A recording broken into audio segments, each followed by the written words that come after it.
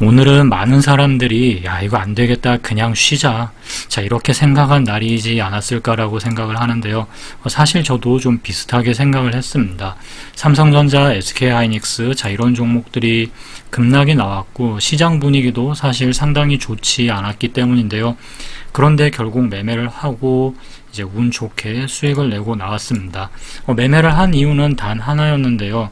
제가 어떤 큰 확신이 있어서라기보다는 원칙에 맞는 이제 상황이 펼쳐졌기 때문에 매매를 진행을 했습니다. 단타 매매를 잘하고 싶은 여러분들 모두 반갑습니다. 운명을 바꾼 돌파력입니다. 지난 금요일은 필라델피아 반도체 지수도 급락을 하고 그리고 나스닥 지수도 상당히 좀 많이 빠졌습니다. 그러다 보니까 국내 증시도 그 영향을 그대로 받는 듯한 모습이었는데요. 프리마켓에서부터 일단 삼성전자, SK하이닉스 이 두 종목의 흐름이 굉장히 좋지 않았습니다.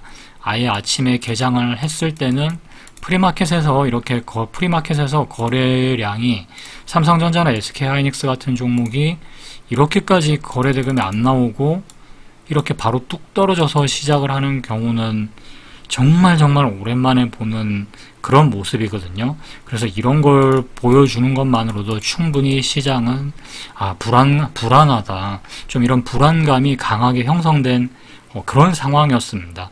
그러다 보니까 이런 날 같은 경우에는 대부분의 분들이 저도 잠깐이나마 그런 생각을 했지만 야 이거는 오늘은 좀 어지간하면 안 하는 게 맞지 않나 자 이런 생각을 할 수밖에 없게 되고요. 자 그런데도 시장은 언제나 좀 가만히 보면은 이렇게 계속 뭔가 악재가 나오고 힘든 순간이 나와도 계속해서 새로운 기대감을 좀 찾으려는 그런 움직임을 보여주고는 하는 것 같은데요.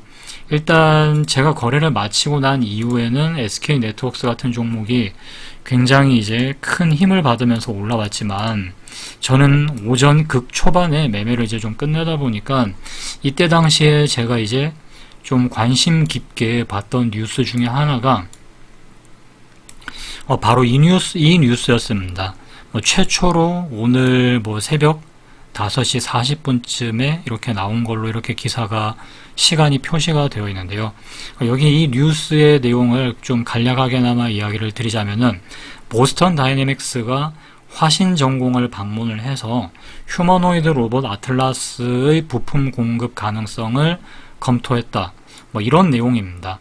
그래서 이 부분을 잠깐 여기에 쓰도록 하겠습니다. 자 그러다 보니까 이 화신이라는 종목도 거의 정규장 개장 전까지는 전일 그렇게 미증시도 지난 금요일날 미증시도 무너지고 SK하이닉스, 삼성전자가 그렇게 급락이 나오는 거에 비해서는 굉장히 이제 프리마켓에서의 움직임은 상당히 좀 좋았습니다. 그리고 이제 현대차 그룹도 저 기사에 따르면 이제 2008년까지 생산 현장에 25,000대 이상의 휴머노이드를 이제 도입을 하겠다. 자, 이런 부분들이 이제 상당히 좀 구체적으로 나왔거든요. 그래서 시장이 만약에 너무 시장이 강하고 온갖 좋은 이슈가 크게 여기저기서 빵빵 터질 때는 사실 이런 뉴스는 좀 묻히기가 쉽습니다. 왜냐하면 워낙 좋은 뉴스가 많이 나오니까요.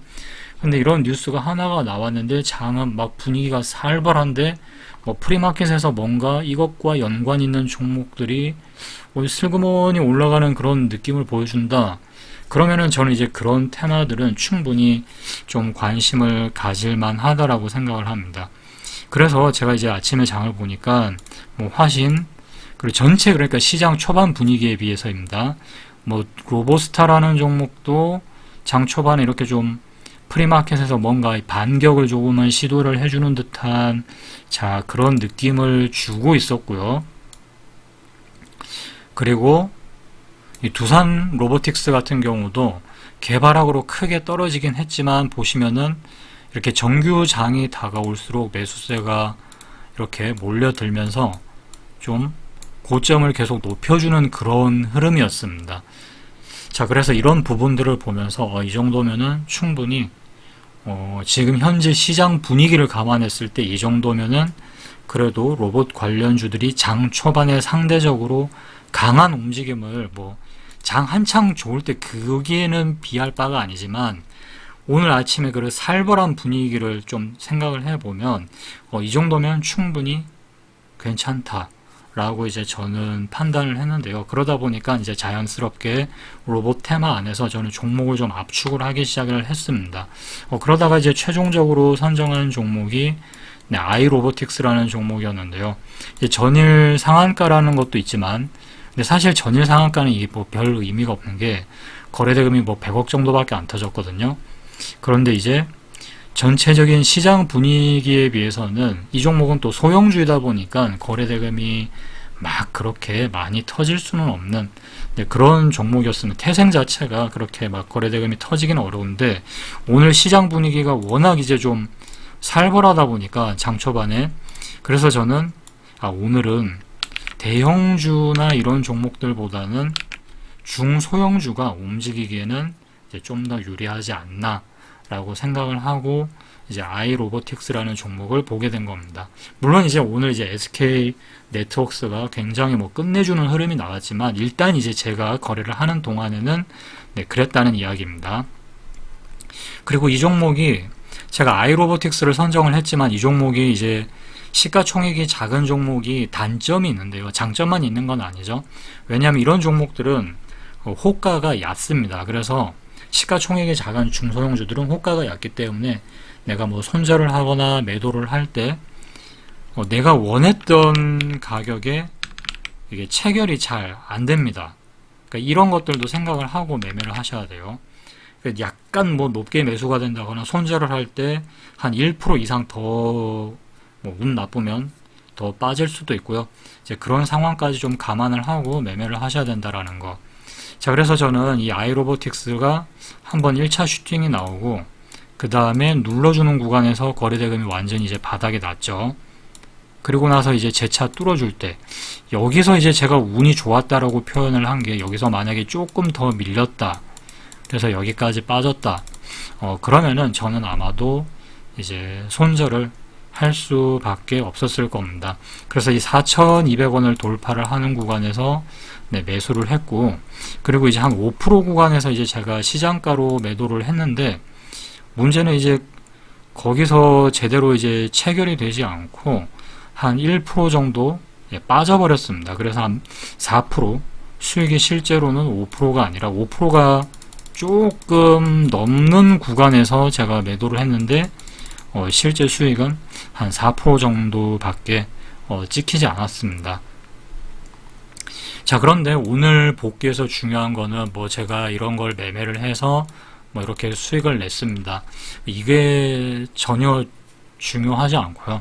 그러니까 왜 이런 시장에서도 매매를 했을까?